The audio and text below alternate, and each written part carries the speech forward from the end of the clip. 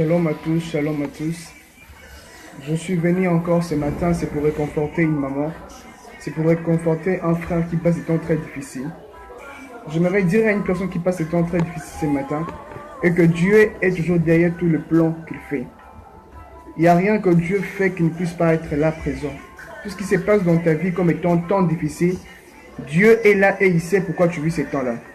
J'aimerais dire à une personne encore ce matin ceci, que le silence de Dieu dans ta vie n'est pas son absence.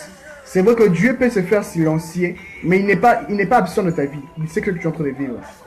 J'aimerais dire à un frère qui passe un moment très difficile ce matin, et que Dieu sait ce que tu es en train de vivre. Dieu sait ce que tu es en train de traverser à chaque instant. Mais ce que Dieu fait, c'est quoi? Il est en train de t'éprouver. Il veut voir comment tu vas réagir.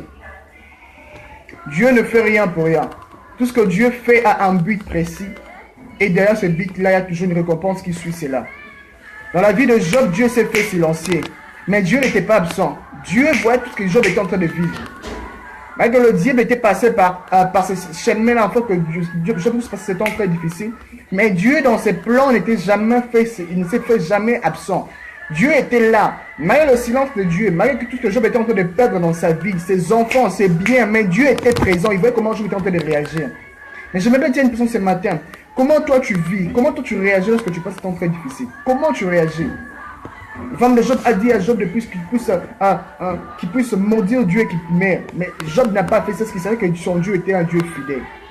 J'aimerais dire à toi, maman, qui me suit maintenant, depuis un certain temps que tu es en train de vivre une crise financière totale, mais tu commences à dire des mauvaises paroles à Dieu. Tu commences à dire à Dieu que Dieu n'existe pas. Mais laisse-moi te dire, Dieu existe. Mais Dieu veut voir comment tu vas réagir, maman. Il veut voir comment toi tu vas parler, comment tu vas penser de lui. Mais il ne s'est pas fait silencier. Dans le silence de Dieu, il y a des facettes de Dieu qui peuvent réagir. Dieu, des fois, se fait silencier, c'est pour t'amener à une autre dimension. C'est pour t'amener à une autre vie. Mais il ne veut pas t'amener ça directement dans le pressé, dans la rapidité. Mais il a voulu te faire passer par des épreuves afin de te bien te former.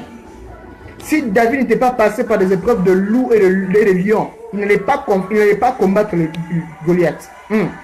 Or, l'ours et le lion devant David étaient les épreuves que Dieu était en train de faire David à la royauté.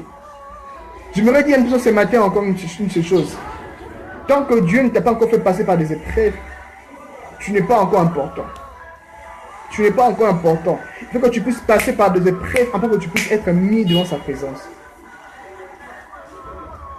Est-ce que je parle à une personne ce matin? Est-ce que je suis en train de parler à une personne ce matin? J'aimerais te dire ceci. Tout silence que tu vis dans ta vie, Dieu ne veut pas dire qu'il t'a laissé abandonner. Mais Dieu est là. Mais juste à te voir comment tu vas réagir, comment tu vas donner tes réponses. Mais si tu tiens bon comme Job a tenu bon, il n'a pas voulu trahir son Dieu, il t'a laissé ferme. Derrière ces épreuves de Job, Dieu a commencé maintenant à multiplier le bien de Job. Dieu a commencé à lui dire que voici comment je te bénirai. Je te dis encore ce matin, ne laisse pas Dieu abandonner.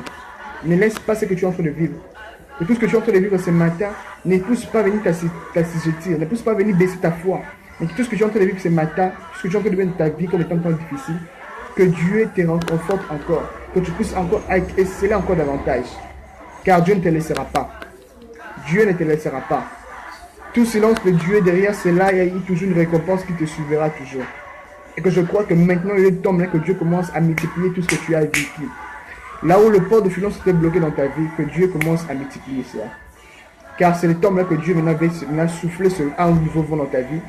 Il veut souffler un vent de restauration pour toi. Tout ce que tu as vécu, tout ce que tu as à vivre, c'est vrai que tu as vécu un temps très difficile. Mais maintenant, Dieu avait commencé à multiplier cela. Maman, mon frère, ma soeur, je te dis maintenant, quand tu passes un temps très difficile, ne commence pas à commencer à maudire le nom de Dieu. Ne commence pas à commencer à dire que Dieu t'a laissé. Mais Dieu veut voir comment tu vas réagir. Maintenant, il est maintenant temps que tu commences à remercier Dieu pour ce temps difficile que tu es en train de marcher. Commence à lever Dieu dans tous les temps difficiles que tu es en train de vivre. Il a dit que le temps soit favorable ou non, invoque-lui. Commence à remercier Dieu pour ces instants-là. Commence à lui dire, Seigneur, merci parce que j'ai passé le temps très difficile. Mais je crois que tu vas faire de grandes choses. Commence à remercier Dieu. Je vous invite encore ce 23 septembre à être avec nous.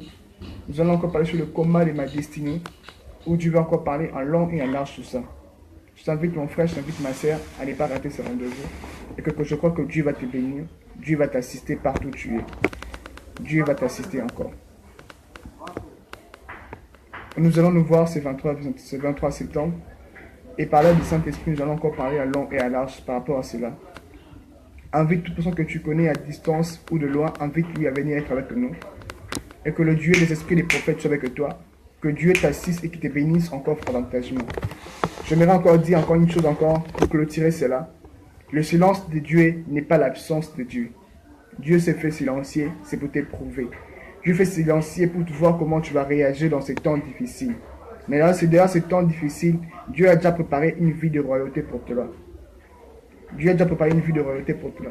Mais quand tu tiens bon à cela, Dieu va commencer à te récompenser par rapport à ta manière que tu as tenu bon, tu as tenu vent. Ce vent a soufflé, c'est vrai. Mais toi, tu es l'arbre, ne cède pas. Tiens bon à ce courant qui est en train de souffler. Tiens bon à cela. Et Dieu va te bénir encore fortement.